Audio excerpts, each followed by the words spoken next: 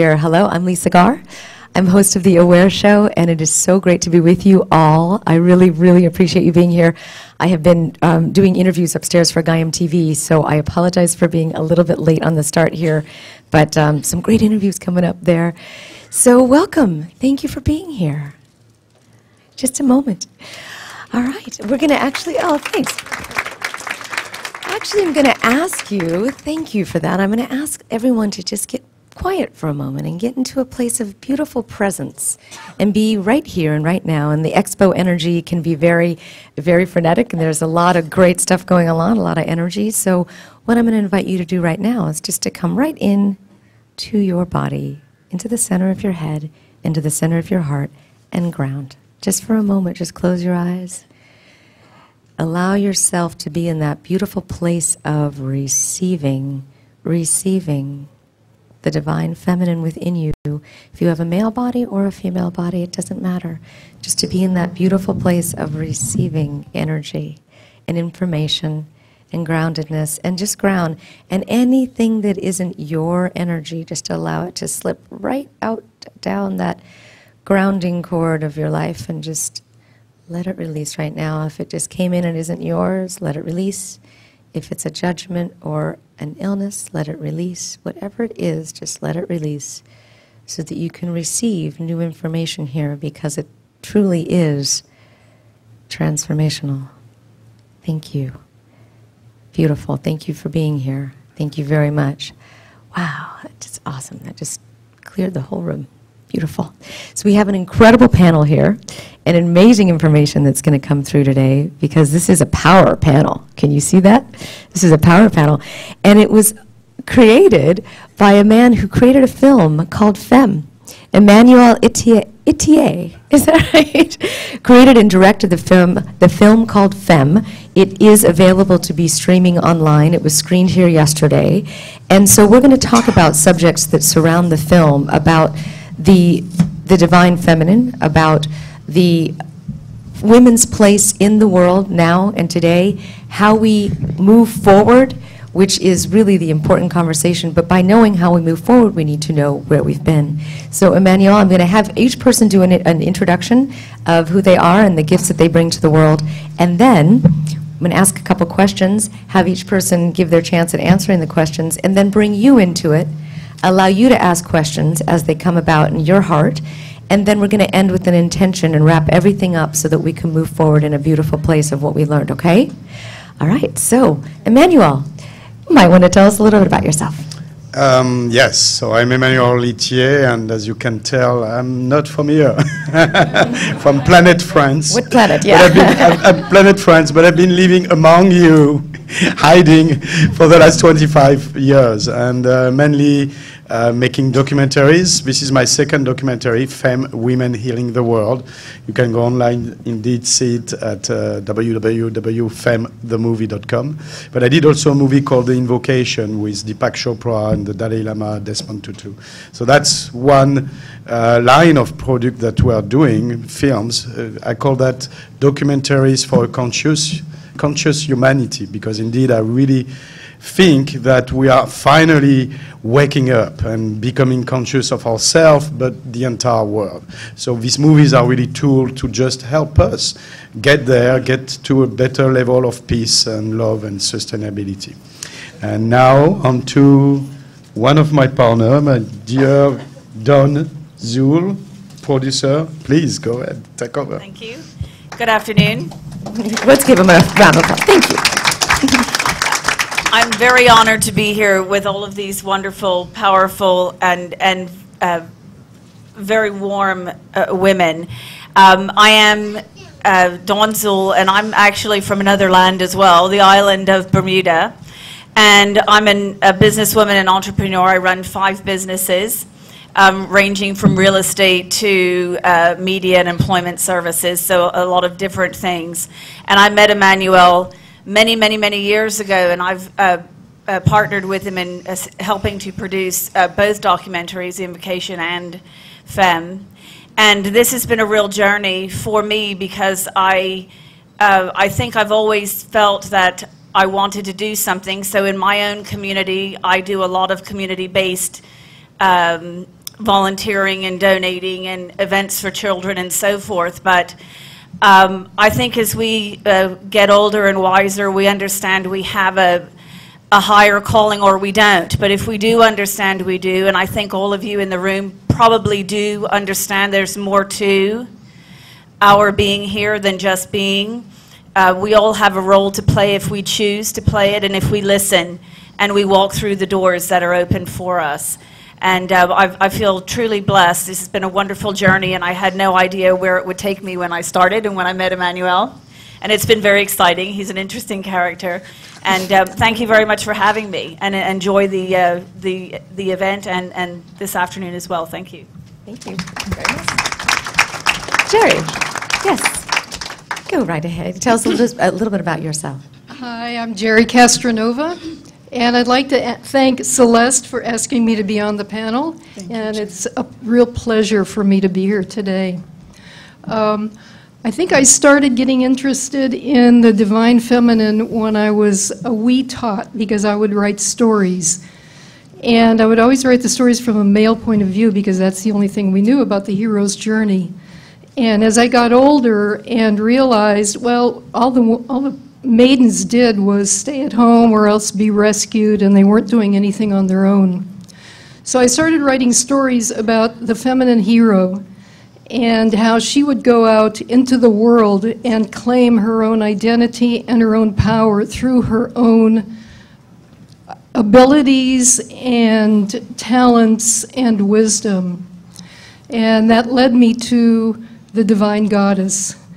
And as I worked at Camarillo State Hospital, which you now know as a state college. And when I was working with some of the women, we would rewrite their stories so that they were the heroine in their own stories. And in that way, they grew tremendously because they had never thought of themselves as heroes. And as I did that, that became the basis for the first book I wrote on women and the new myths. And it was instructing women how to write new myths so that they were the hero. Because what we grew up with were the Hebrew, Greek, and Roman myths. And so in changing their viewpoint, they changed their lives. And so that's kind of been the basis of all of my work, all of the workshops that I do in freeing the inner goddess, the books that I've written on journeys I've traveled to Egypt, Greece, Britain, Ireland, many matriarchal sites where the goddess was worshipped and is still worshipped, by the way.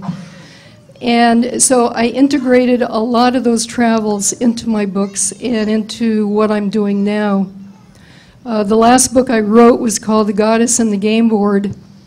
And it's about a technique that was used in Atlantis and Egypt for initiates to become aware of who they are through learning about their past lives. Thank you. I think I've gone over. Absolutely. It's amazing. Thank you so much. Bringing the divine feminine to a scholarly level. We appreciate it. Sylmarah. Thank you, Lisa. Yes. Welcome, everyone. Greetings. I would also like to extend my great appreciation and love to Celeste for inviting me here on the panel, and my joy in being the company of all these fantastic women and our great divine feminine male over there. I'm from the island of Jamaica, and it's been a very interesting journey here. My experience started with my mother, who left to England to create a better life for me. And in that process, I was left with my grandmother. And her name's Amanda. She's one of my protectors and advisors on the inner plane. She started my training at the age of 4. Of course, I wasn't fully aware of what she was doing. So it's taken me to this path. And what inspired me was what I saw around me happening to children. I wanted to change conditions on the planet for children, especially in Jamaica. And in order to do that, I realized that the first teacher is the mother from within the womb. And so women needed to be addressed. And the power that they have as the first teachers and over 50% of the population. So the power is with the woman to transform, to uplift, and to create the cosmic womb force. So thank you for being here. Thank you.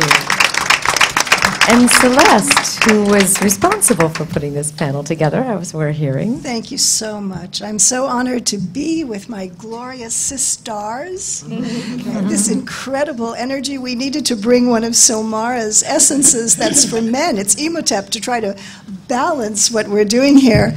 But just a moment to share with you who I am in this lifetime. I began as an actress and a model, and some of you might remember me from Star Trek or the film I did with Elvis, and that was another life. I was a caterpillar then, and I became a chrysalis, and I moved into being a mother, a commercial real estate broker, a single mother, and a commercial real estate broker, still doing acting, managing screenwriters. From there, I segged into holistic healthcare for cats and dogs, and I'm kind of known as the godmother of the holistic paradigm for pets. I've written 5 books on cats and dogs. The latest will be out through Rodale Press, and it's called Paleo Dog. From there, my mission is empowering women. And I am honored to be the ambassador to the Global Prenatal Initiative, and you'll learn a little bit more about that, because we are hoping to change the world and working constructively to change the world in the first 9 months of life, if not way before. And what I'd like to represent and share with you is how epigenetics and how a theory that I hope to spend a moment covering for you is called reproduction theory by a dear friend of mine in London whose name is Julia Stonehouse. Her work is so profound that it pulls together everything that we're expressing here and will allow us to see how we got to today and how we can forgive the past and move forward constructively. And thank you all for being here and being part of this conscious co-creation of a new humanity. Thank you so much. Can't wait to hear about those. All right, and Miriam, Robbins Dexter. Miriam, tell us a little bit about yourself.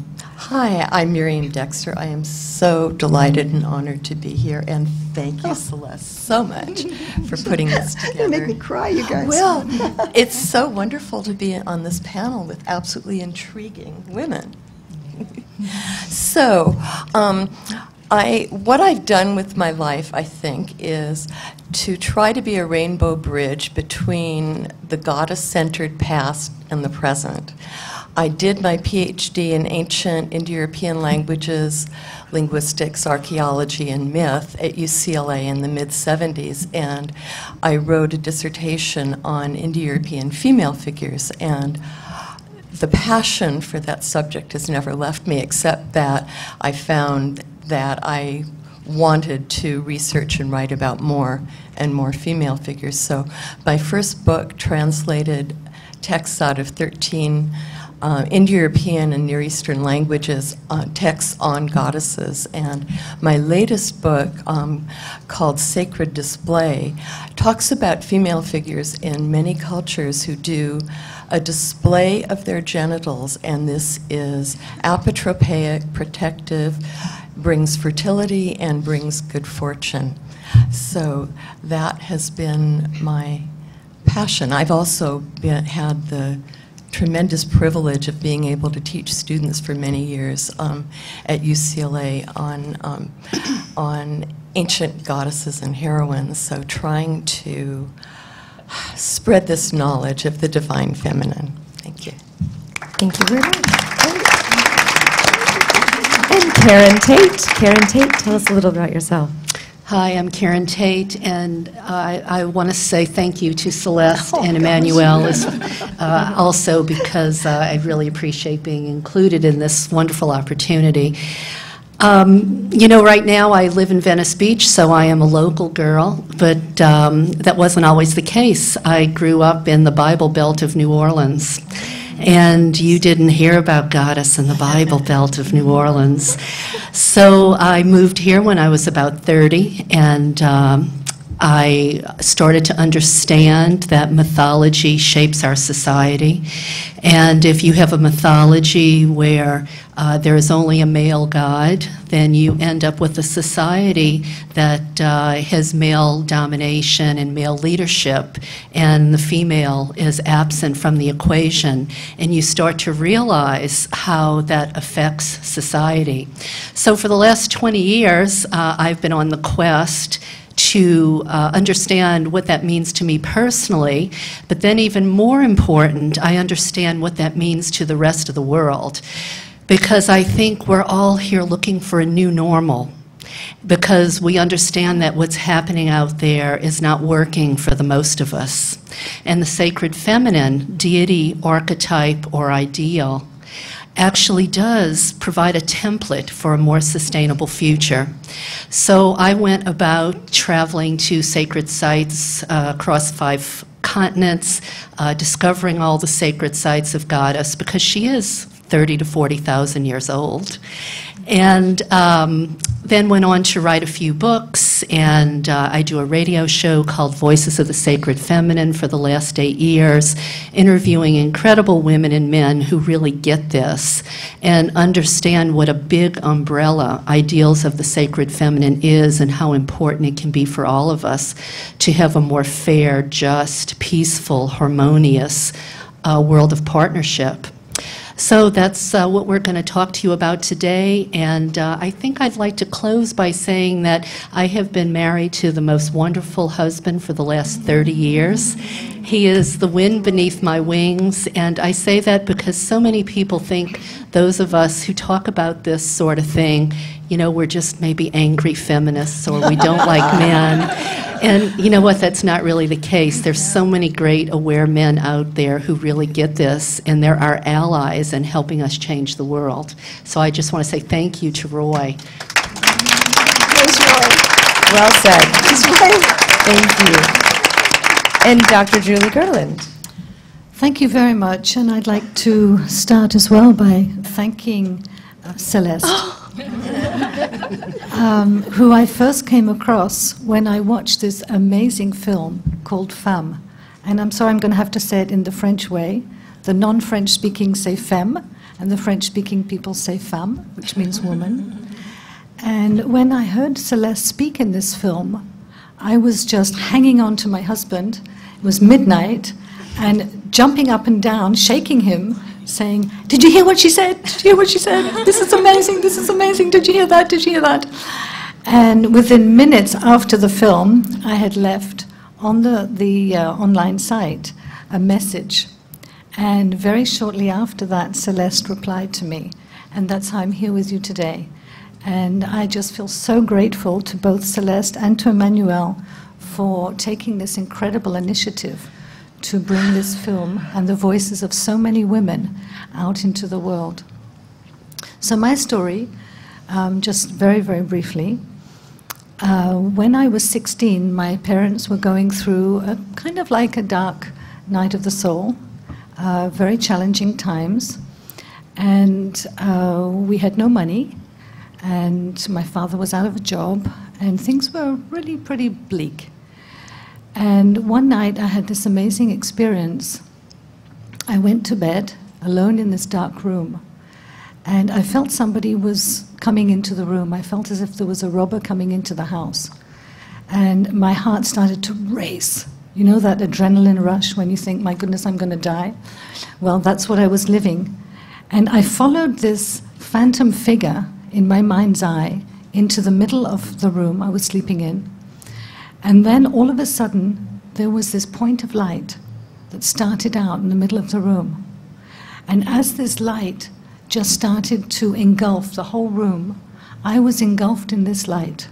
And for the first time in my entire life, or certainly in this life, I felt totally, unconditionally loved, seen, known, held, nurtured, connected. And I just knew that everything makes sense, that the whole universe, the whole cosmos, everything is intelligence, real intelligence. And then I conked out. I fell asleep and woke up in the morning completely different. And so my father went back to Hong Kong and got a job. I told him he would. And I continued my journey on my own at the age of 16 with no money, traveling around the world to find out how, if this state exists, and I believe that it exists in everything, why are we suffering? Why are we not all connected with this? And so it took me into many, many different areas of life until one day I read a book called The Education Begins Before Birth. Yes, yes. And in this book, it said if we look after pregnant women, in 50 years, just 2 generations, we can close our hospitals and close our prisons. So for the last 30 years, I have dedicated my time to understanding what's really going on in the secret life of the unborn child, which we've all been. And today, to cut a long story short, I represent prenatal life for a non-governmental organization at the United Nations, and we are bringing this to the world, and we've actually started working with countries, and there's some groundbreaking work happening with the consciousness of our leaders in understanding the mother, understanding the feminine, and where we all come from, and that this is all of our stories. And so I'm here really just to share that emerging feminine, the mother, and the mother within us all. So we'll talk a little bit more about that later. Yes, Thank you. Thank you. I was actually going to start off by talking about the movie, but this is more present right now, and I believe that this would cause more of a healing in the room, is talking about what you just opened up here. And the last 5 of you really did open up this conversation about, you called it the Global Prenatal Initiative. Who would like to speak first on this concept about, and I invite you to listen as well from the perspective of your consciousness in the womb. And if you could shed, who would like to start there? Celeste? Yes. Thank you. First of all, thank you so much, Julie Gerland, for appointing me ambassador, because this is a lifetime mission of mine as well. And to merge my role as producer on FEM and spokesperson on FEM with this emergent feminine issue is so critically important. But I promised that I would share something that I think will add gravitas to the entire panel. And if you can indulge me for a moment with my friend Julia Stonehouse's work. She's the author of Father's Seed, Mother's Sorrow. I met Julia through Karen. We're truly a sisterhood that supports each other and connects and networks as much as possible. Julia's book is amazing. It's 20 years research that's called The Reproduction Theory. And if you will indulge me in a moment of looking at a timeline, let's set the mark at 10,000 BC. And 10,000 BC, back through the Neolithic, the Paleolithic, we had what Julia describes as a single seed theory. It was a goddess culture. It was a time an egalitarian society existed, and the seed of life was in the woman. It was very obvious to see where babies came from. We all ask, where do babies come from? And in this time period, 10,000 to 100,000 BC, it was evident where babies came from. They came from the woman. And from 10,000 BC to 3,000 BC, the gentleman got the idea that perhaps they watered that seed. And from 3000 BC to 1900 AD, that beautiful period of understanding where life came from was stood on its head to again a single seed theory, only the seed was in the male testicles. And the moment that that seed theory flipped to a patriarchal paradigm, the male had to suppress his woman in order to know where babies came from. We went from a matrilineal society, never a matriarchal society, a matrilineal society, where inheritance followed the female line. The husbands moved in with the woman's family.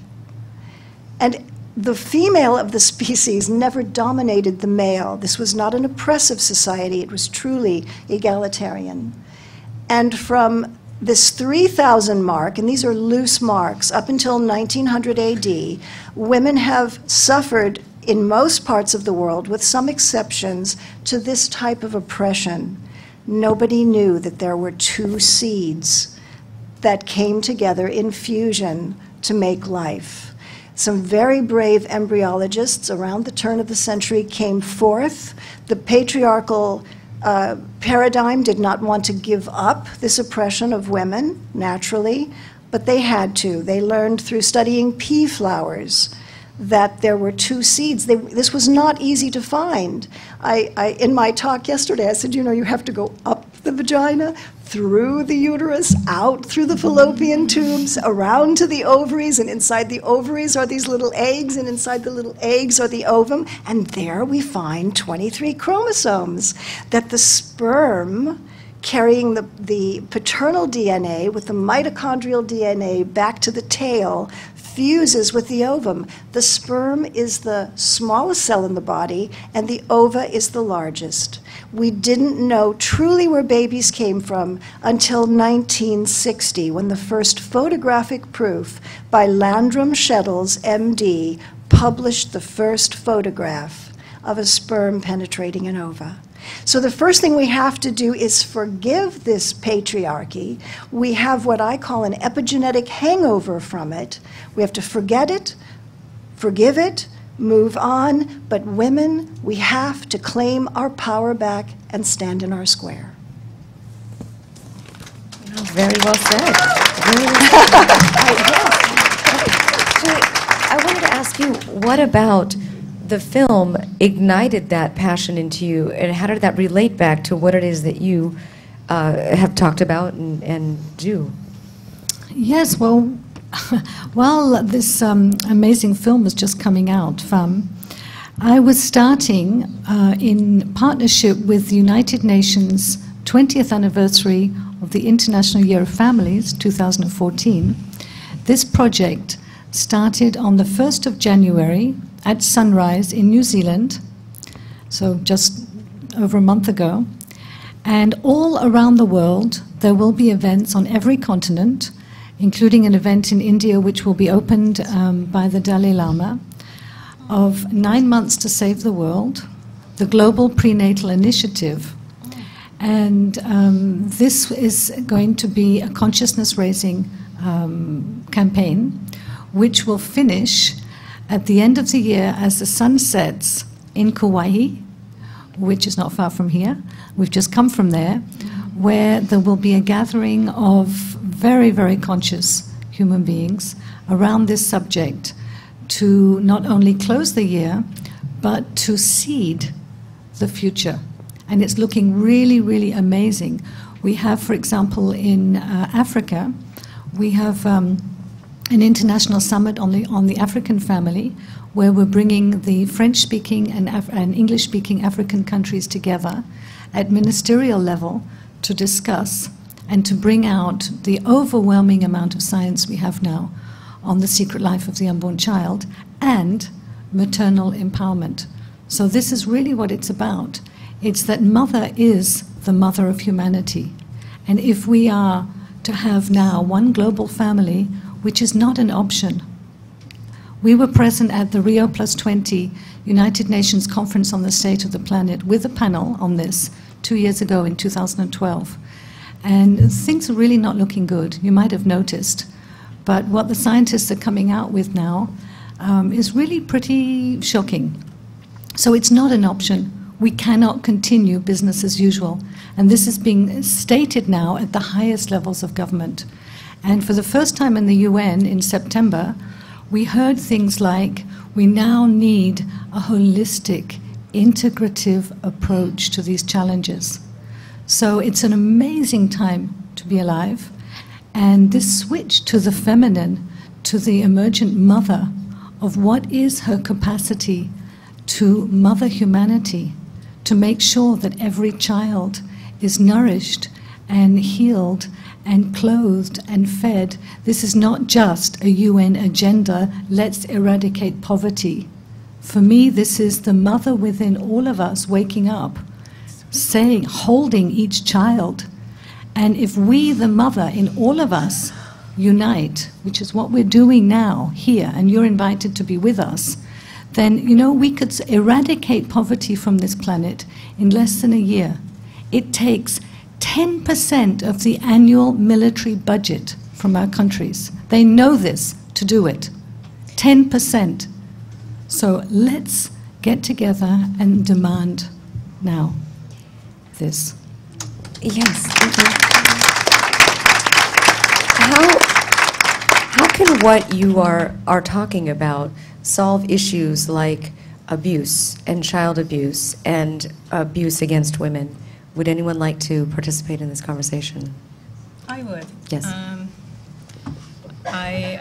That's a very good topic because I'm one of those women that experienced abuse. And the book that I wrote, also a book, The Superior Aspects of Women, an anthology of tributes to feminine nobility, and it goes back over, I co-wrote, it goes back over 5,000 years and shows the transition from when in almost every single country, nation, the female god was abducted and became male. And you'll see it even in the names of the male gods. But the second book that I'm completing is I Never Cried for Myself. And that is my story of what I call intimate partner violence, or what is known as, I sometimes say, sleeping with the enemy. And, and most of you have seen that movie, and it's very, very apropos. So addressing the issue of children and what's going on with the unborn child. I work with the subconscious through hypnosis and through theta. And I remember reading that book. I was pregnant with my third child, and I was studying midwifery. And I was fascinated with the information in it regarding the nervous system and the child's ability to record the mother's conversation and experiences, and sometimes relay it to the mom and dad. So when we begin to take care of children, it's impossible not to take care of the mothers. And if you take care of the mothers, it's almost impossible not to take care of the fathers, because women are very given.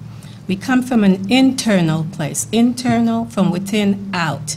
Our organs are all internal, as Celeste described. So all of our processes is from the inside out. You take care of children, you feed, you clothe. You're not doing it independently of the mother unless you take them away from mom, and most women won't stand for that. So addressing children's need, food, shelter, health, mental, emotional, psychological, spiritual, the holistic needs, addresses women's condition on the planet, and it also addresses men's condition on the planet, because men are part of the children as well. Yes. That's a well-rounded answer, yes. Just a slight addendum to my sister's story is the message that I share in Femme that is rather profound is that, just touching on what Julia said and what Sylmarah has said, is that what people are not quite grasping yet is that the mother's every thought, every meal, every hormonal cascade is being downloaded directly into the fetal tissue. If the father allows the mother to be put under stress, the chemical cascade is profound because the hind brain begins to develop, which is the reactive brain. Instead of the loving, nurturing, safe, secure environment inside the womb, the frontal brain develops, the more conscious mind. But what we need to realize is that even though the fetal tissue is downloading this into every sentient cell in its body, its conscious mind isn't formed yet. It's pure subconscious. Our subconscious mind is somewhere between 88 and 95%. It's a wide open tape recorder. It's downloading that information into its hardware before its conscious mind is formed.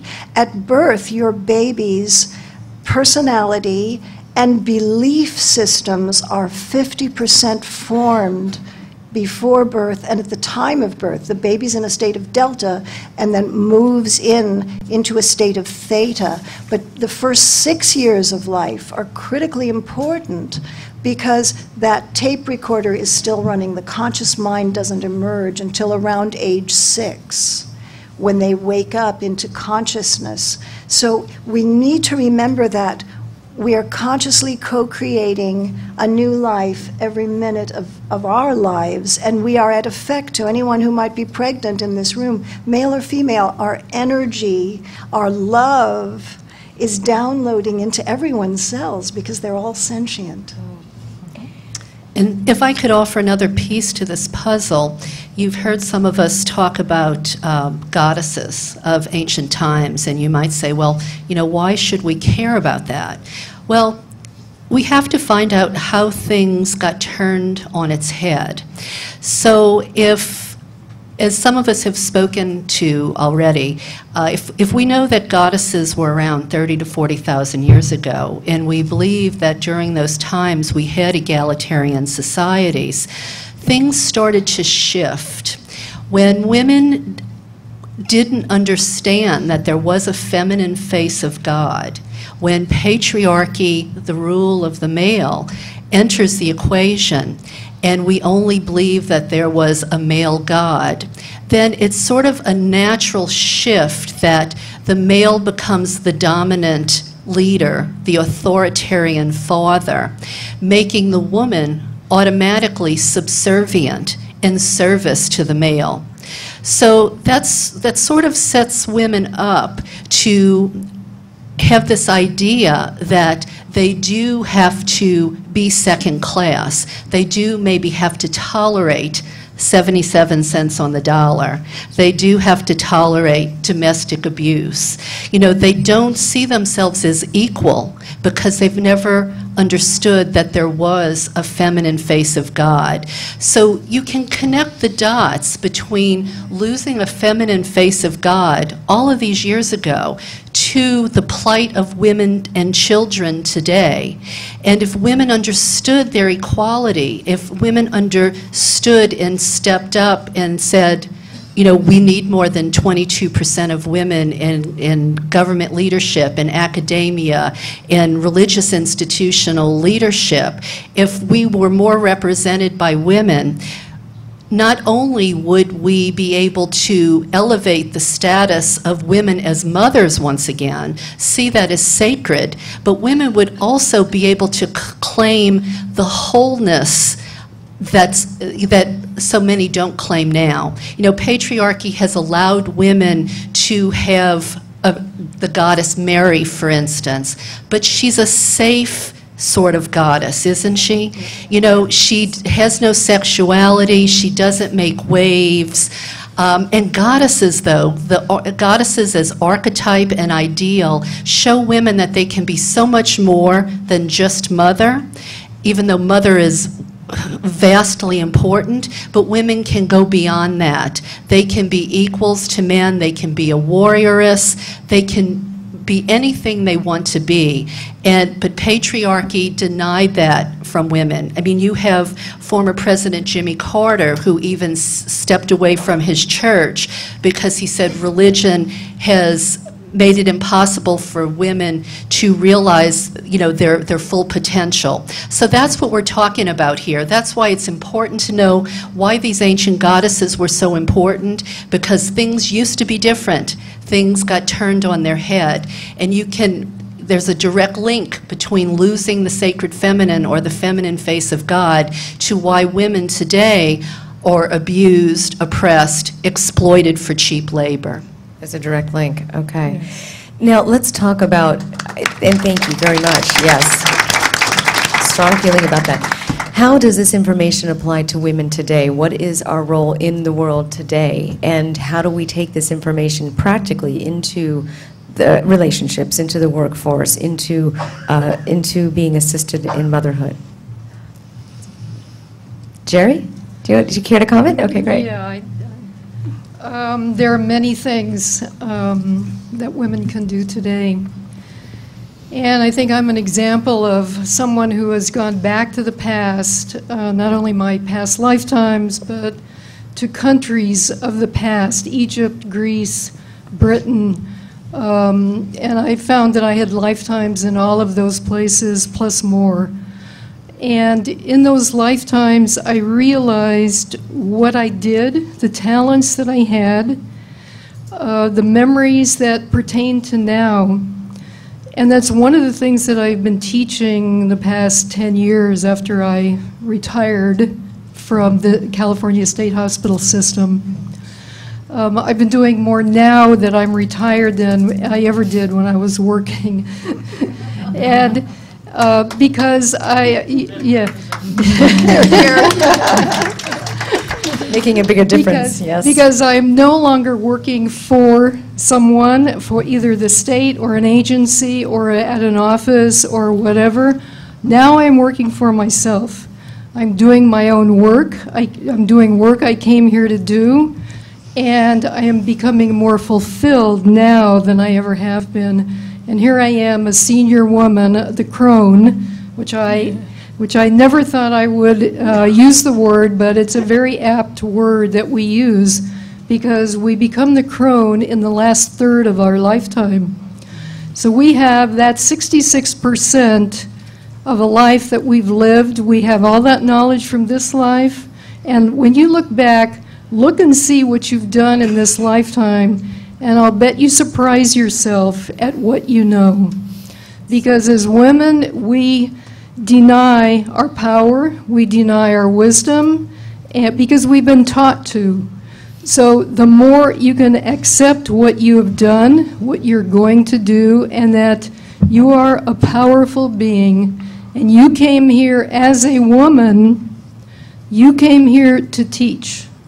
You came here to teach your men what it is that they need to do for you, because they don't know.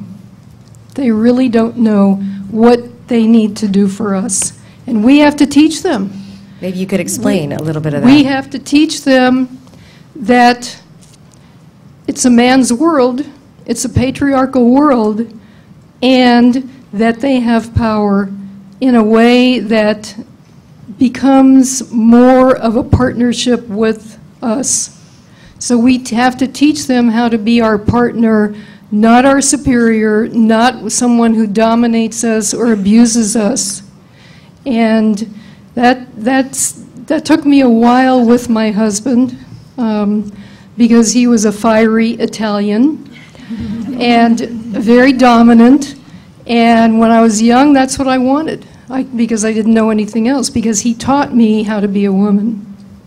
And so I taught him how to be a man, a real divine masculine man. And that's what we have to teach our men, and our men have to realize that they've had the power for thousands of years, and times are changing, and they need to change. And they're going to be very resistant, because I've done men's groups where I'm the only woman, and I'm the leader of the group, and they say to a man, I don't want to give my wife her independence. I don't want to give up my dominance, because I'm afraid women are going to do to men what men have done to women. Beautiful. So, Jeri, how have you taught that? If you could just share with us a little bit practically, how have you taught men to become partners in relationships with women? It begins in the home. It begins in the relationship. It begins in the bedroom. And when I was doing men's groups, men would say, well, I don't know what she wants in the bedroom. And I would say, did you ask her? Well, no. Well, why don't you ask her what she wants? Oh, okay, I'll do that. So very, very simple things you do, because men don't want to ask. And so you can tell them, ask me what you want to know about me and about how we can become more equal. Emmanuel, would you like to comment on what you would like to hear? We need the male's perspective. Now I understand why on this panel, You made the I'm movie. the target. Why do I do that for me? I don't know. No, I think I agree. You're right, and that's what I learned. I mean, over the 3 years or 4 years that I spent with 500 women, 25 countries, 5 continents, I really learned to listen. I learned to indeed ask, because I was taking for granted women, like every man does. Because we are taught we are indeed the God, we are the superior. You cannot feel, you cannot cry, you cannot fail. You're the conqueror, you're the killer. It's all yours, yours, yours. So you become this mad person that castrates his feeling, his existence, his being. You become a monster. And I'm convinced that, what you call a midlife crisis, especially for men, comes from that. It's from realizing when you reach 40, damn, I'm a loser, Well, you're not, but that's what society makes you believe, because you didn't become the millionaire and you didn't achieve all your dreams. Well, guess what? 7 billion people almost don't do that. And are they fine? Yeah, they are fine. So just deprogram yourself. But it's hard, because like most men in this room, I was taught to take a gun and go play with when I was 5 years old. So what does that tell me? That it's A, fine to go play with a gun, and B, I can get anything I want with a damn gun. Those toys still it's exist, really yeah. tough, and it basically I think that movie for us men, and I'm so glad that there are a lot of men today in the room, but also more men coming to see the movie, because the movie help heal yourself and lift up the veil of that Superman complex that was put in the first place in our head, and that shouldn't have been there. So, I mean, in a way, for me, it made me a more whole human being. And you can ask my wife. I'm a better asshole right now. Yes. I've become a good asshole. Before I was a mean one. Don, what would you want to say? I think as well, and I'd like to add more from an everyday perspective, is women having enough confidence in their own power and what they have to share to be able to honor other women. And I think part of the whole matriarchal society is sort of made women fearful of other women, and we've not been able to come together. And I think it's powerful women like ourselves, probably not so much me as many of the ladies on this panel, are confident in their own power and their own abilities to be able to share with other women, and they don't feel they have to take from somebody else or bring somebody down to make themselves feel better. And for me personally, as a female in business in a very, very male-dominated country, it's very difficult, and as much of the damage comes from other women who don't feel that as a female I have the right to run businesses and have my own say-so in things. And you find that, for example, women don't want to work for me in some cases, and I think we struggle with honoring each other when we should be supporting each other all the time. And I think that's another way that women can take care of each other and grow and be healthy. It's an oxytocin raiser anyway, yes.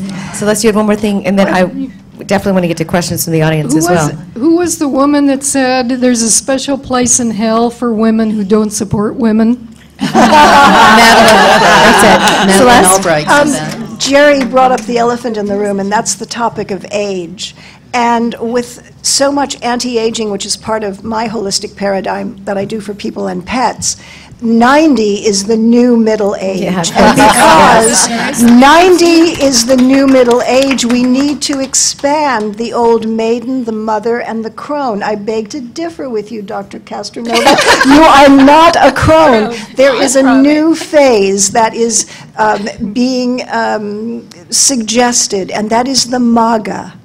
And we have the maiden, the mother, and the maga. And every woman who considers themselves somewhat senior is a maga. We don't need to move into the crone period yet, because that's the time of winter. But the maga is where we who have had businesses and careers and children and grandchildren come into our own and can be empowering, where we get off the me and we go into the we. We run for office, we run for community, we open our own businesses, we stand in our square, we empower each other, and we embrace the maga. Nicely said, nicely Which means magician. Oh, magician of your own life. Miriam, you I want bow to your superior wisdom.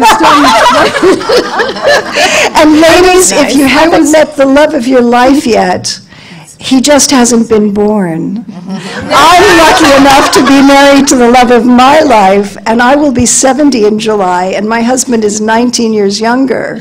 So please explore bioidentical hormones. Miriam, you wanted to mention something, and then I wanted to get to questions in the audience. Miriam, go ahead, Oh, yes. thank you. Yes. One path, I think, toward an equalitarian relationship, thank you, Celeste, I think that the family that meditates together stays together.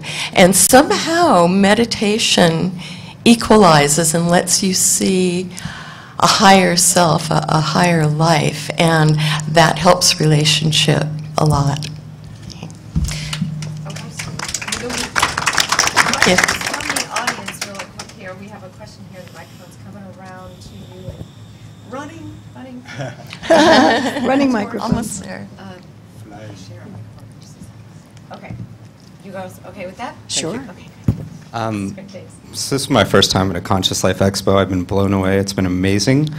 I'm in a community that's very focused on the feminine. For the past year and a half, I've been legal counsel for an organization called One Taste, which teaches about female orgasm and a practice called orgasmic meditation. They've trained thousands of people across the world in a clitoral stroking practice.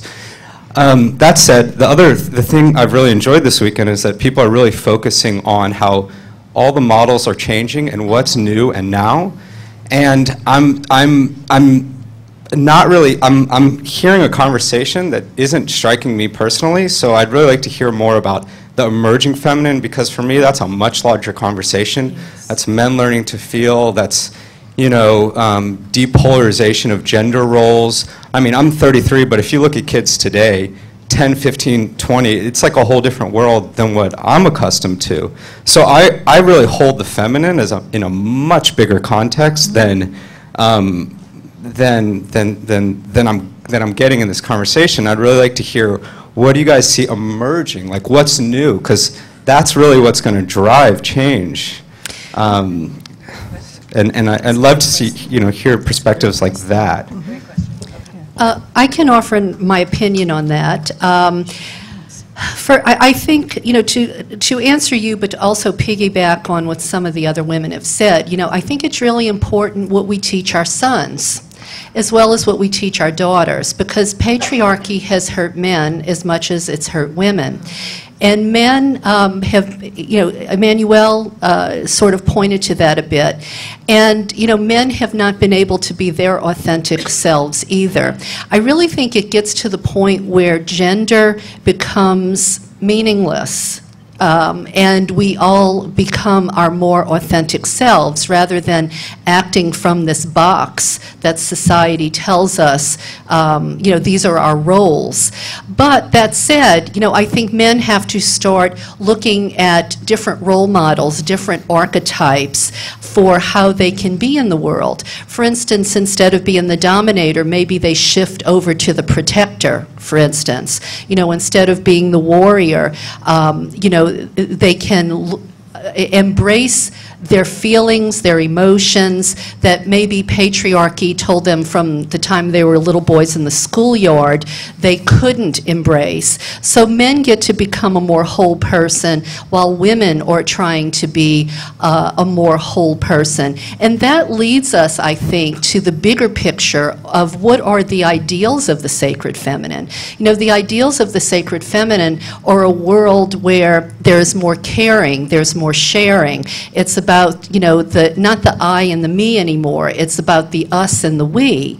And if we do that, then we take care of the 99% instead of just the 1%. So men have to start to understand that it's okay to be gentle and caring and loving. In fact, we're not going to measure you by what you have in your bank book. We're going to measure you by how you serve humanity, how you serve your family, what you are doing to make the world a better place, rather than, you know, how many toys you have or, you know, how rich you are. You know, we need new values, I guess is what I'm trying to say, new values of caring and sharing, so that all of us, it's about, you know, the have-nots.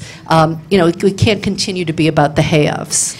But is the question that you were asking that we have the history that's represented here, and there is such a changing paradigm, the younger generation doesn't know what to do with it? Is that what you're saying? No, I think the younger generation is actually ahead of you guys on this conversation. I think gender roles are being depolarized. I think that we actually need to, if you look at, you know, whether it's Indigo Children, just listening to that guy Mateus, who spoke in the panel yesterday, I mean, wow.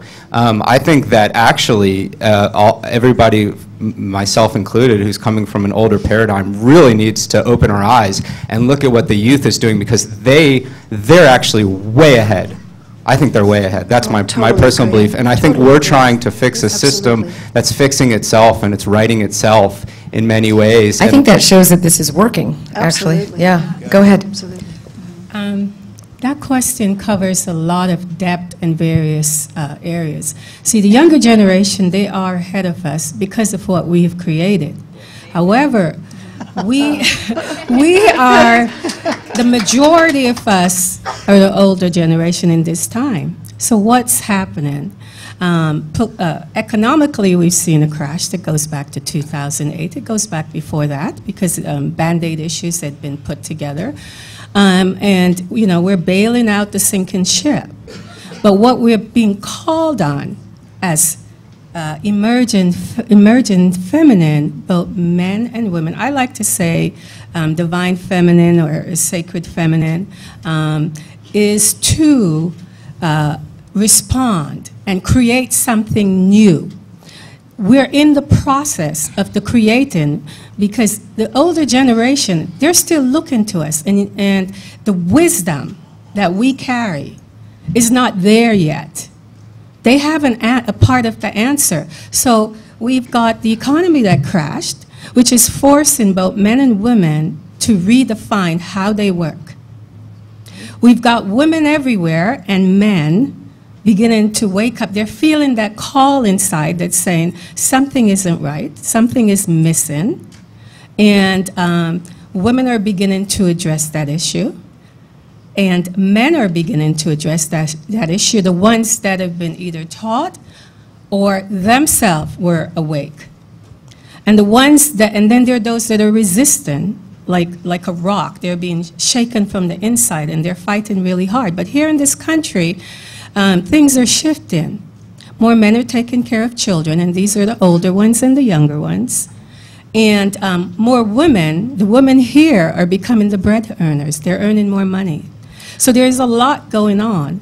I work with what you described. I teach women how to use their orgasmic energy to create their own, force field, to become the goddess with their own orgasmic energy instead of perfume in your bedroom.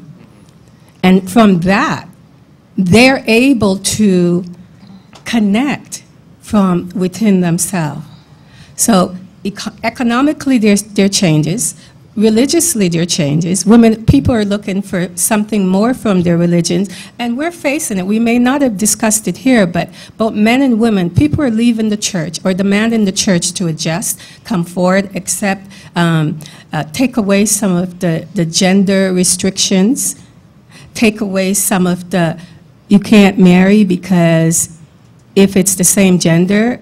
So a lot's happening in our generation. The younger people may be already living it, but we're actually also the ones fighting the battle and bringing about the change. We set the foundation. Every single generation sets a new paradigm.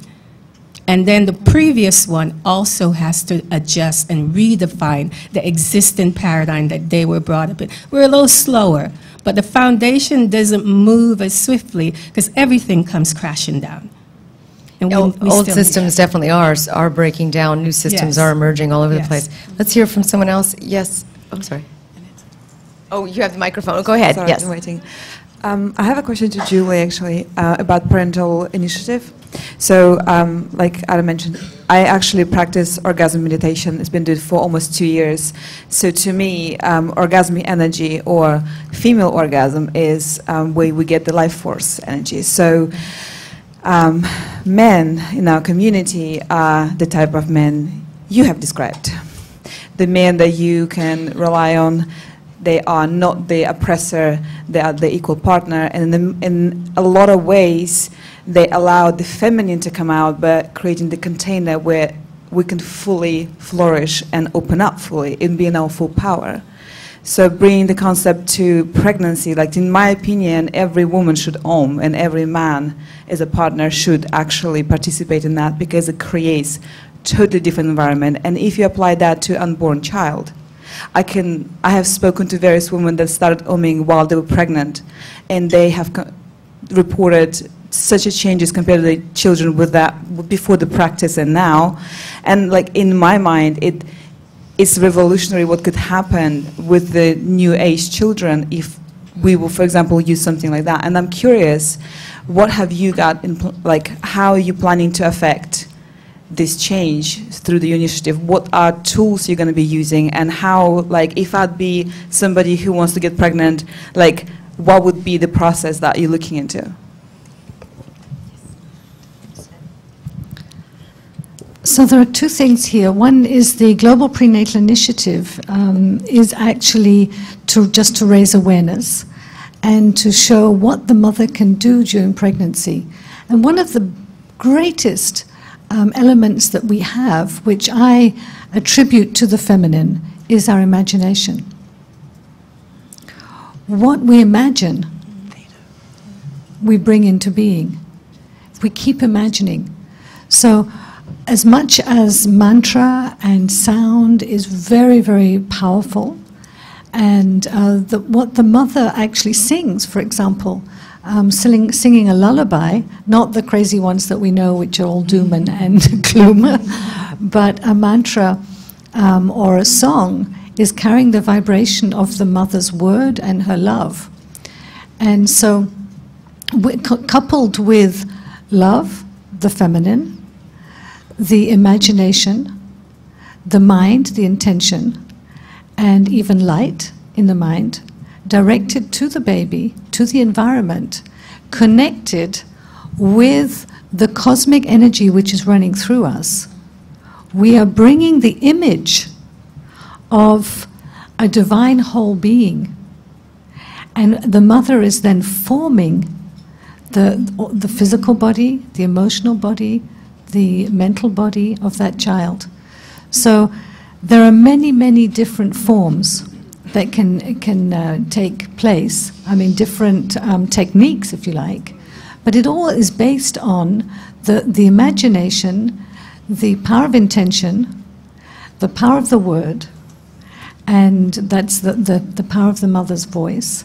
And this is what I'm calling maternal empowerment, what she can do from the inside. So yes, we also have a parenting program from preconception to after birth. And we teach this in a 2 to 3 year program, so there's really a lot to say about this process. So there's two things. One is our work at the UN, which is fairly limited, although still very powerful, and then the other one which goes much, much more into depth. And maybe I have time to just say a little story. I was recently in India, and I met with a man who's the Far East manager for Intel, and an Indian man who was there with his family. And he told me that he had previously lived in New Jersey, and his wife was pregnant for the first time, and at 3 months of pregnancy, the doctors suggested that she abort because she was diagnosed with toxoplasmosis. And she was horrified. Being an Indian woman, she just said, like, over my dead body, I'm keeping this baby, and that's it. As they were Hindu practitioners, they decided to look into their Hindu scriptures and find something that would help them. And they found a mantra and a prayer to the Divine Mother. And they decided every day to meet at a certain time, and which they did all through the rest of the pregnancy. And they said this prayer in Sanskrit, inviting the Divine Mother to bring light into her cells. And so they just kept repeating this over and over. And I saw the little boy, 10 years old, running around. And they had followed him because he got onto the internet and said, Mum and Dad, we've got to go and meet Babaji up in the Himalayas. And they had followed him to this Babaji ashram in the north of India. And when he was, his mother used to go into his bedroom to wake him up and get him to go to school. And he said the little boy would hide under the covers and hold his face, and he was saying, Mummy, Mummy, Mummy, there's so much light, there's so much light, there's so much light. And then he would say, oh, I'm so happy, I'm going to burst, I'm so happy.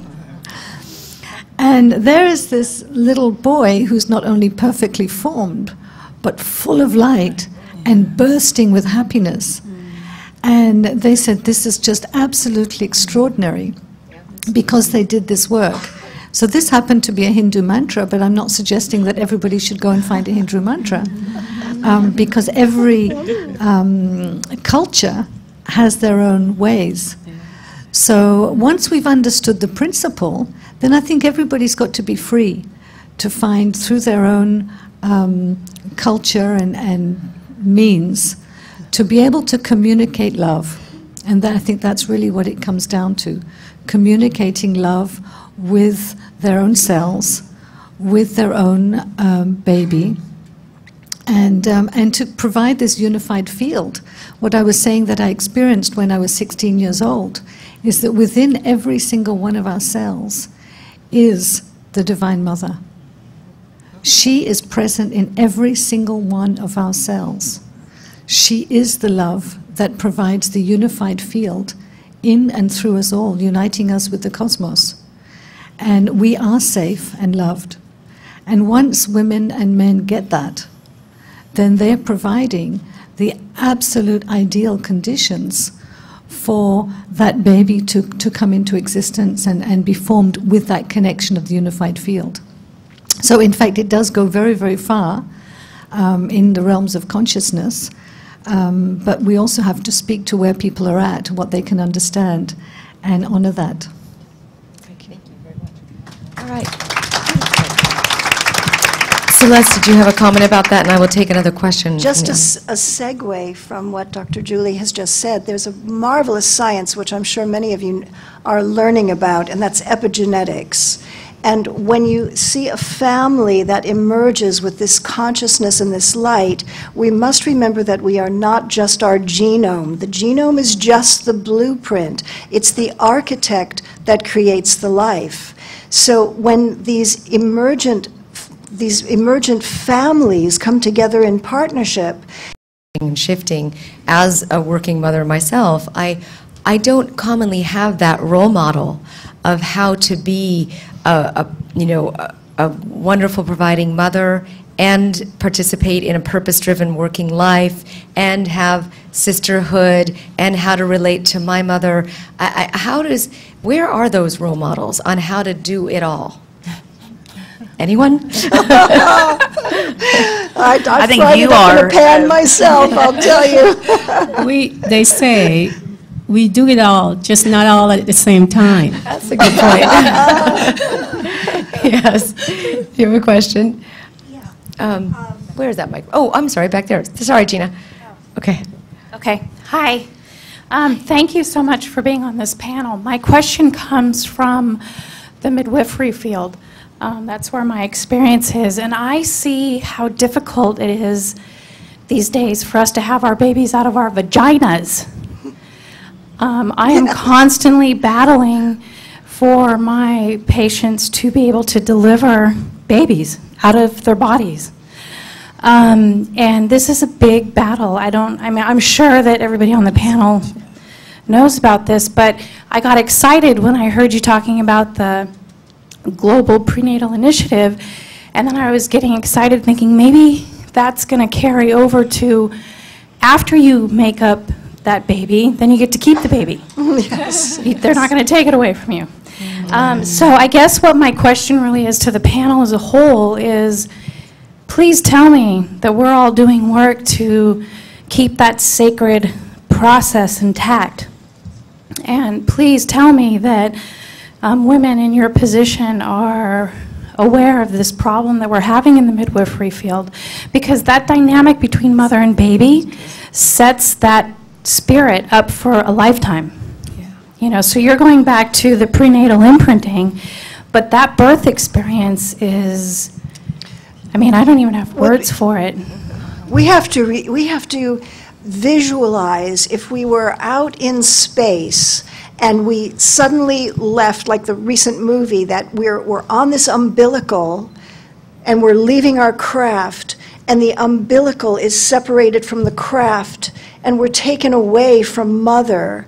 And that's happening constantly when the baby emerges, a vaginal birth, and the cord is cut, and this tremendous separation, this enormous amount of love has to be poured upon this baby. But what do we do today? We take it away from the mother, we jab it with a vaccine, Right. and I'm really damn sick and tired of it. And it's really time to rise up and take the holistic paradigm back and truly nurture and nourish our children and get them away from this medical system that's destroying our life force. You know, I would like to respond to you because I feel you, and I know where you're coming from. And when I had my third daughter, I went to Santa Barbara and took my midwifery training from Alice. I don't think they're around much around here anymore, but I did with midwifery and childbirth education. And their focus was on home births. That was the main thing. Not everyone had to have home birth, but home birthing or birthing centers. But if you couldn't do both, because a lot of women are also resistant to the natural. They need to be educated. They're resistant. They're afraid. They don't see what it is to give birth. They've never seen it. Our culture makes them afraid. Yes, the culture has. Other cultures are not afraid. Yeah, it was called, I think it was called Birth as a Right, a great book, Birth as a Rite of Passage. Excellent, Yes. Okay? And so what I used to do is I decided at the time, because I was raising my youngest, well, I can't really put the time out to be a midwife because I couldn't be as present as I wanted to be. So I became a childbirth advocate. And what I did was I would work with the mom. We would create a birthing plan. And I would go into the hospital if she had to go and represent her. So if she wanted to have this kind of birth, but an emergency came up, whatever, the doctor said, and we need to do this. You know, you're in this altered state. You're having contractions. You've been in labor for days and days. My labors were all 3 days. And so I would make sure the mom and dad, if there was a dad or a representative, understood the decision that she was agreeing to. If she decided I was going to have a cesarean, I was going to do this or that. This is what's going to happen. Is this what you want? And my name would be given to the hospital so they know who I was. The doctor was given the birthing plan. The nurses had the birthing plan there in advance So they knew what this mother wanted. And so you just kind of be an advocate, but you're also respectful if she's in the hospital, that the doctors, you know. That sounds like a doula, a labor doula. Yes, yes. So, or get a doula. Yeah. Yeah. So that is how I did it, to support those mothers who felt secure going to a hospital. And yeah, I just feel like our culture is working against us with that. Yes. And when I have patients, I've been involved in probably about 400 home births and also hospital births. And what I hear over and over is how great we have it here because of our technology and how ahead of Africa we are. But I can guarantee you, in Africa, they're not afraid to have a baby. That's right. Okay? In Uruguay, in Peru, Naturally. they're not afraid to have a baby. We're terrified. We're terrified. And why? The reason I bring this up is not really to talk about midwifery, but because it's so much a part of our feminine essence, and it's so much of a process that I honestly believe prenatally imprints on that infant, and I also believe the birthing process affects the mother for the rest of her life as well. It's true. You know, so that's why I epigenetic. wanted to bring it up, because I feel like it embodies our essence as women. And fathers are affected as well. I'm not going to leave the dad Oh, out. yeah, I've seen absolutely. fathers tormented by the birth process. Yes, yes, they do. They have, yeah, Well, literally as no the I right. just hope As we the can God- do something about it. Yeah. as the goddess becomes more realized in men and women, that process will change. Amen. good. Yes. I hope. All right, is there another direction that we want to take this in terms of off of babies? Do you, where's the, wait, there's a question here. You have another subject? Is that along the same lines as, Can I have it after you? we have one microphone in this, okay. Sorry. I just, quick question, I'm not sure if it could be answered shortly, but how can we resolve peace in the Middle East? How can we make the Arabs and the Muslims and the Jews and the Christians all live in peace and harmony? Elect women. I've shot 2 movies in the Middle East, and I've been there at least 3 times now, and I get very, very angry because every time it's the same BS. It's all these monkey guys showing their tails to each other, and that's enough. So elect women, and peace will be here. Keep the men, Good and answer. we'll keep the warrior. That's right. Very simple. We're working on that here, too. Go ahead. This is to piggyback on your role model question a little bit. I was just wondering if any of you could suggest a goddess figure or a new narrative of the divine feminine that might be a more progressive. Yourself. You're the new model. You're the new goddess. It's time to stop giving our power away and realize how much power we each have. The word worship came from the word workship. It takes work. And we have power. We are responsible for 90 trillion cells. We're responsible for billions of life forms. The pain you experience in your body is a prayer. Look inward. How do I feel inside? Answer your body's prayer and bless yourself. Start with the self-love. You don't need a goddess. You don't need a role model. You are enough. Educate yourself. Stand in your square. It's not how you look. You need the belief system, and there's many ways to encourage new belief systems. Choose your own. But you are the goddess of your own universe. Yeah, and to piggyback Awesome. on that, Thank you need to act, basically. You need to stop thinking, stop meditating, stop praying. That was good for 5 minutes. Now wake up, stand up, and get to work. Yeah, And you are your own savior. We are the savior of each other. You cannot wait for some guy or woman to come down and save your butt. You're going to save yourself because you have that power. I would love to hear the panel speak to beyond the polarization of like the male and the female and, you know, just the limitational old paradigm creational fields, but the new one of the divine feminine and how she knows and she creates from the feeling of what she wants to create and the desire. So just really wanting to hear you all speak from the non-limitational power that the feminine has to create now in the new energies, just directly desiring it. You go into the hospital, and maybe for one person they have the limitation, but for somebody who's in that space of directly linking with the power of the feminine, that they can create without limitation whatsoever, because I feel like that's available now, and I want to hear what you all have to speak about on that subject. So thank you. Thank you very much for that subject. I was hoping somebody would ask that. This is where we all have the masculine and feminine within us. And one of the things, because I left school when I was 15, I didn't go to school and I didn't get a lot of this core beliefs about who we are, so I didn't get that limitation. And what I've always done is to simply imagine. So I hold in my mind that which I wish to form. So I receive the seed, and in a bank of seeds, which are all the thought forms that exist in the divine bank of seeds. And once I've chosen that seed, I bring it into the unified field of love, which clothes it with a matter, which then begins to take form inside myself. And then I...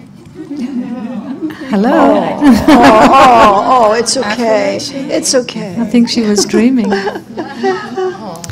And I have done basically all the meetings I've had at the UN, being on a panel like this in Los Angeles, all the things I've done, I have actually lived before they actually happen. So I created in my own meditation, which is more than 5 minutes, I must say to Emmanuel, I create and live on the inner level everything already before it actually happens in the physical.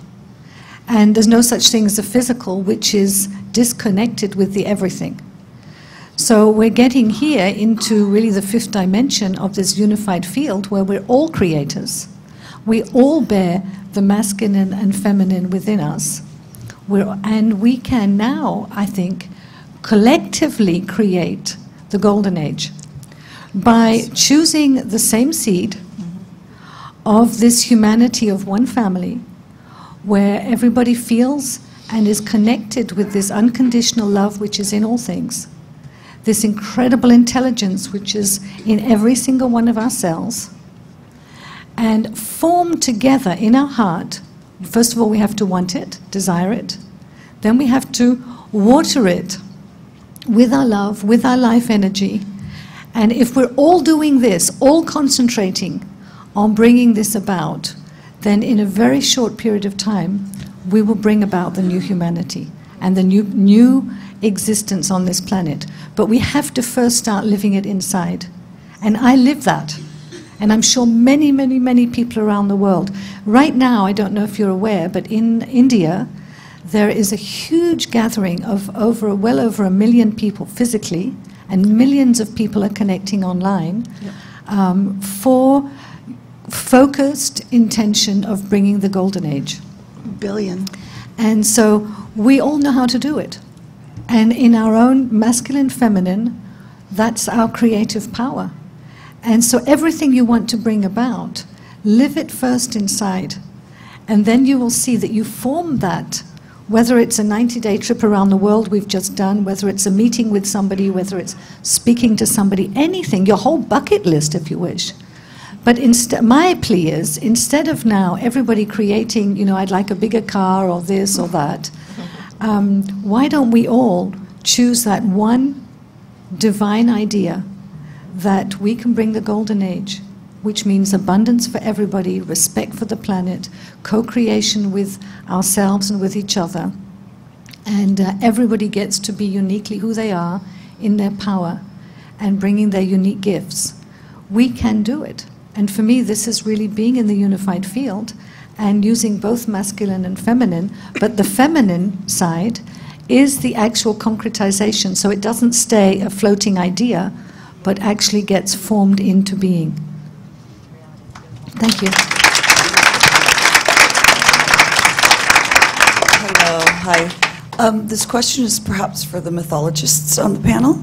And I was wondering if you could get into the Dakinis of India lore. They are such incredibly powerful archetypes, and also the relationship of the ultimate, I think, mother and wisdom goddess Gaia Sophia. Okay.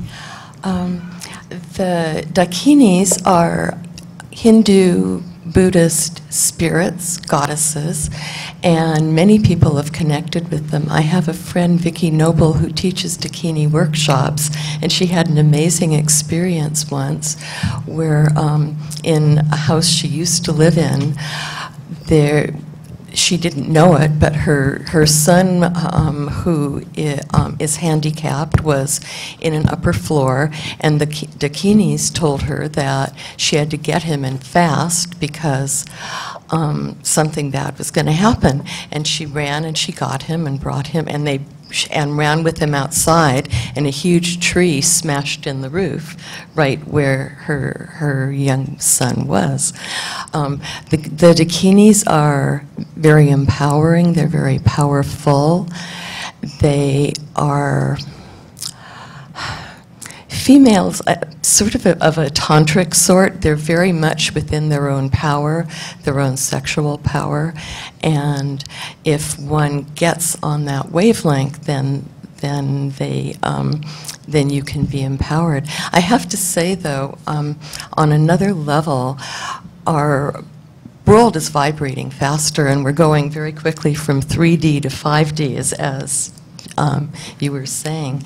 And I think that all we have to do is plug into it, and we all then vibrate faster, and the more of us do, the more we create this beautiful golden era.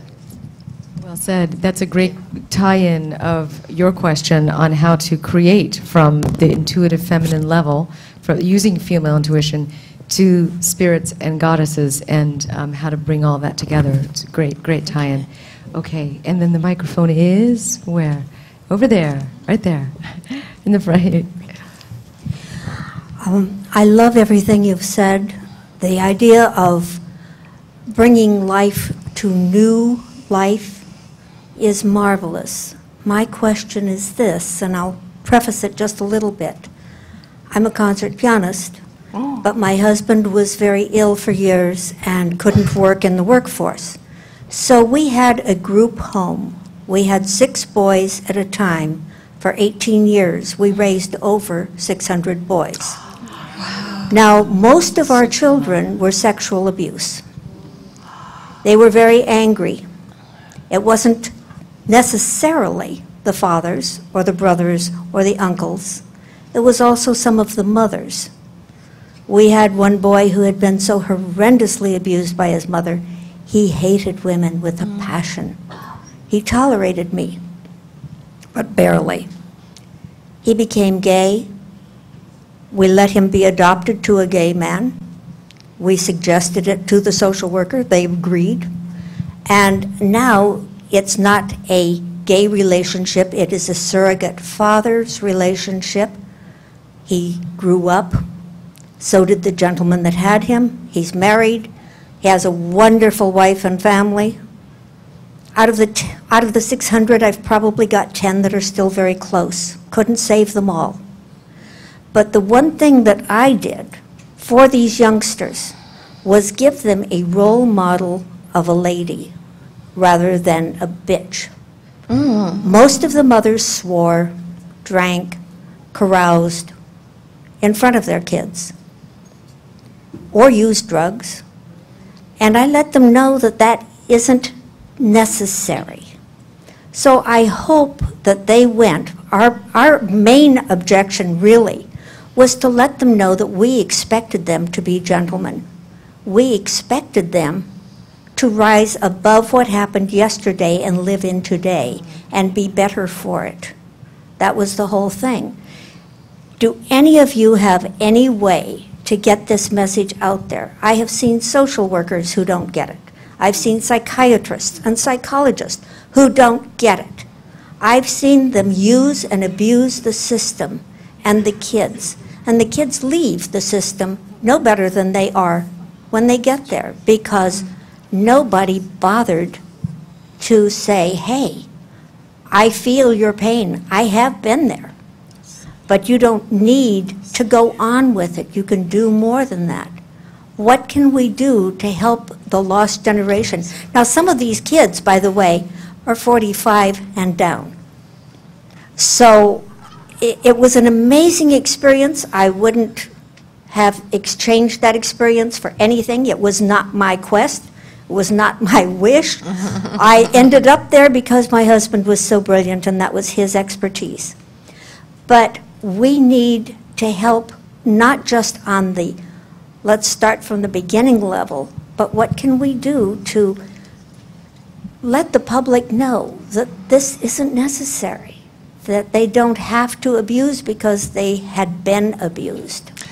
Breaking the cycle, is that what Yes. you're talking about? I'm talking about help for the gangbangers who are out there because they have no love, they have no parents, they have nothing positive.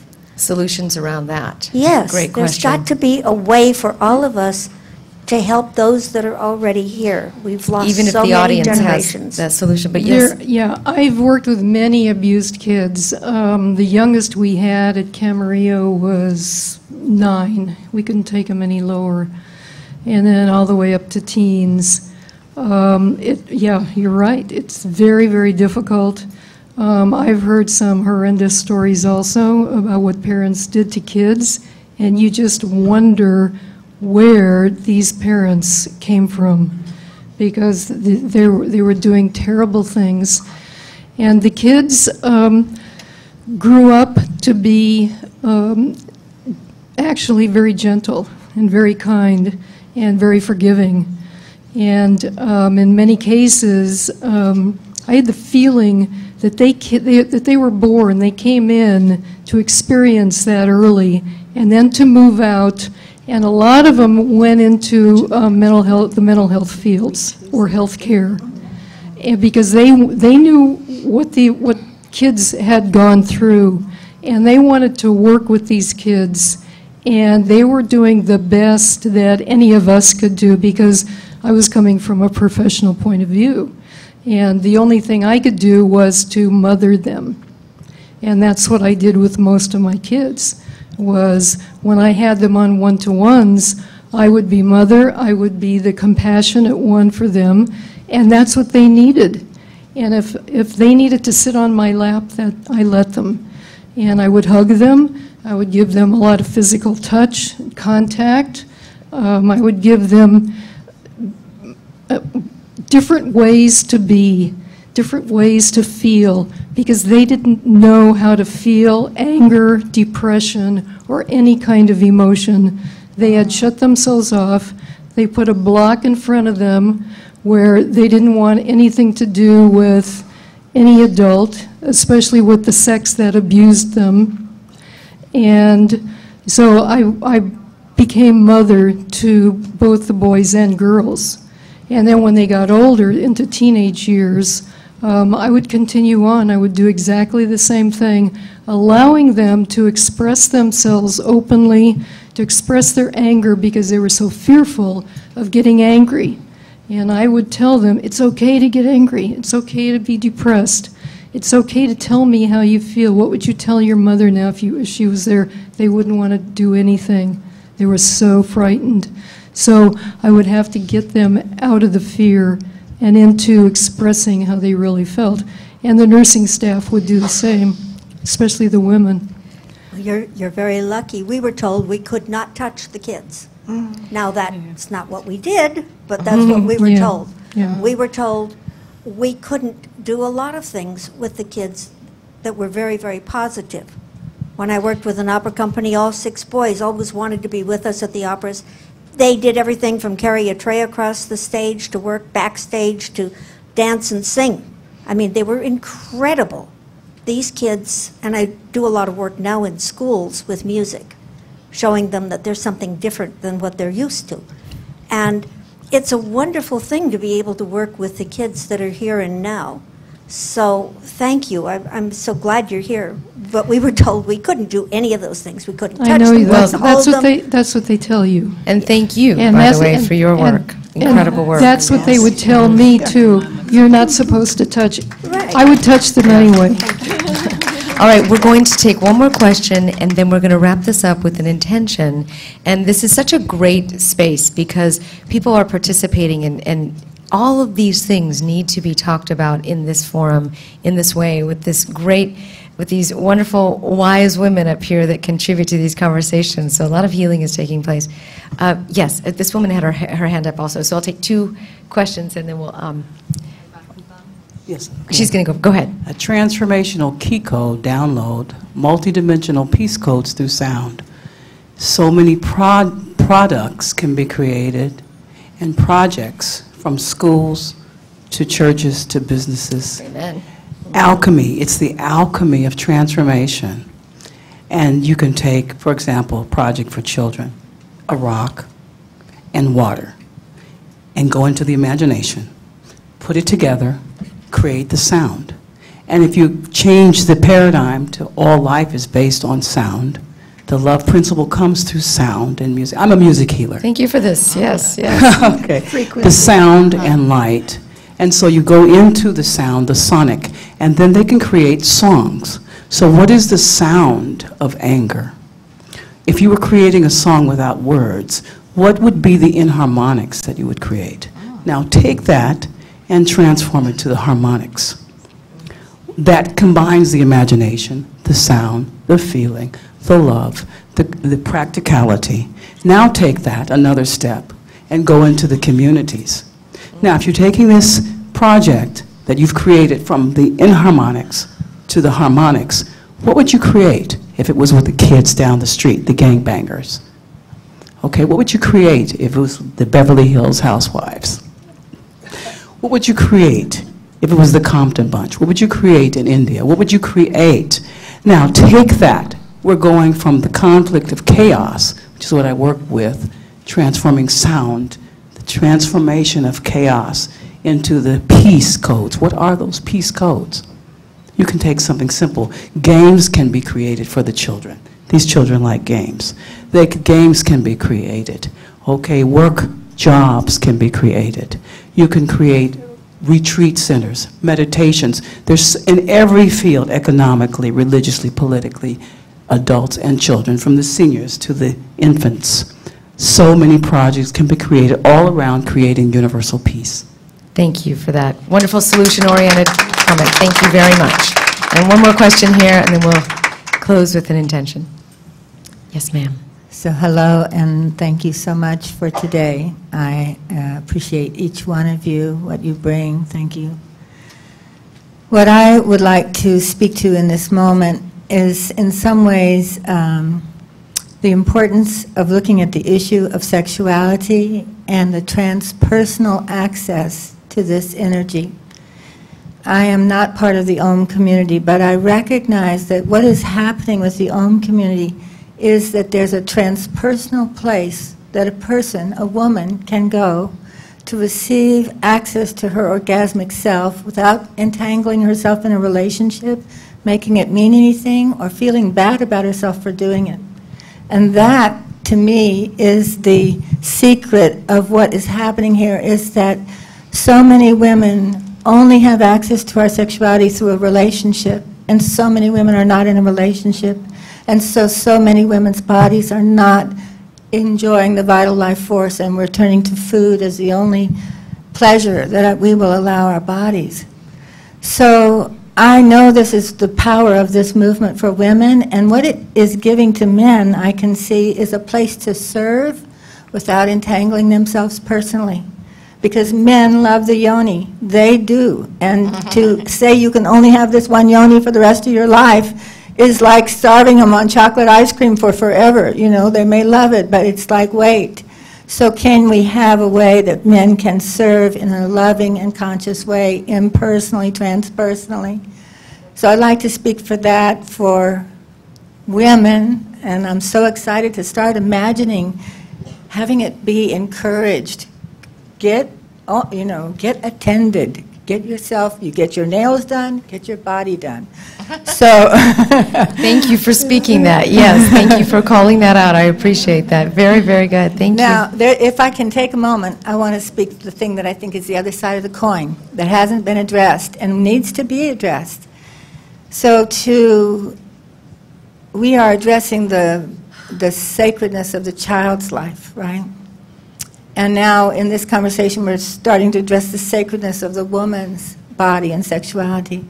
And I say the next thing is to provide the same kind of respected, transpersonal, sexual education, development, and engagement for the masculine and the feminine, and that's where we need to go. And it seems to be a place we're extremely afraid of, but I just love that we are going there. And it will actually make the personal love possible. To go through transpersonal love will make the personal love possible. So thank you. Thank you very much. So appreciate that. Well, I want to conclude, and I want to have you feel free, and this is what the co-creation does, is that I'm going to start off a little bit of an intention, and as you feel it, move your voice into the intention and bring in what you feel that you want to bring up, okay? So as we all realize that we're in this incredible connected web of this beautiful universe, and that we are all in some way connected to each other with whatever it is that we are a part of, we are connected. We are in this beautiful state of coherence. And in this moment, I just want to thank you so much for being here. I want to thank you for participating with your energy in this conversation, knowing that it is because you are here that this conversation has enabled itself to grow and to rise and to, most importantly, heal. We've talked about the feminine, we've talked about the goddesses, we've talked about the prenatal initiative, we've talked about the younger generations, we've talked about men, we've talked about so much that's healing, and I want you to contribute your voice into this beautiful synchronistic coherence that we have here as you feel it coming up, what you're grateful for, what has happened here.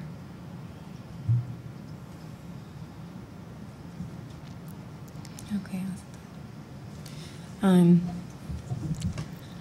Question is, what is the divine feminine? The divine feminine is loving, it's receptive, it's caring. The divine feminine looks beyond the external and within the internal to create a solution for the collective. The divine feminine cares about all their children, males and females. She does not make a distinction to say, you're female, so I care more about you, or you're male, I care more about you. It's all one to the divine feminist, to the goddess. So what is my intention in utilizing that energy? My teachings is that reality on this planet is defined by the woman's womb force, the cosmic womb force. We're a microcosmic expression of the macrocosmic. So we create realities, and most of us are not aware of that. Our womb force holds the creative expression for the male. So that is what we're here to reclaim. And in that reclaiming, I'm aware that, in my teachings, it takes 1% of conscious, aware people to shift the 99%. That is another way to use that 1%. Consciously aware people, and we're here today, we can change what happens on this planet. So 1% of consciously aware people, both males and females, can shift the 99%, will shift the 99%, and transform the planet. Anyone else want to give our intention really quickly? Intention. I would like to invite the audience to say this with me. I deeply and profoundly love and accept myself. Say it one more time. I deeply and profoundly love and accept myself. And once I deeply and profoundly love and accept myself, I can deeply and profoundly love my brothers and sisters as I love myself. And once I deeply and profoundly love and accept myself, I deeply and profoundly love and accept myself and my brothers and sisters as I love myself. Thank you. Beautifully said. Let's give a round of applause to these wonderful women. Emotional freedom. Exactly. Thank you so much. Thank you so much for participating today. And until next time and always, I invite you all to stay in this awareness. Thank you. Thank you, Lisa. Thank you, Lisa. Yay. If we could actually... The goddess in us greets the goddess in you. If we could as well encourage everybody, if you've enjoyed this afternoon and you enjoy listening to the messages of peace and unity and healing of our community, our world, please watch the movie Femme. You can get to it online at www.femthemovie.com. And we have DVDs at M15. That's right, and the DVDs are for sale at M15. At M15. And in my bag right here as well. Please see the movie and pay it That's forward. a man in action. Femme parties. Have your own femme parties. Everybody should have a femme party. Thank you, Michelle. Yeah, we're supposed to wait there because here comes Connie. Oh, good. Thank you for coming, Dawn.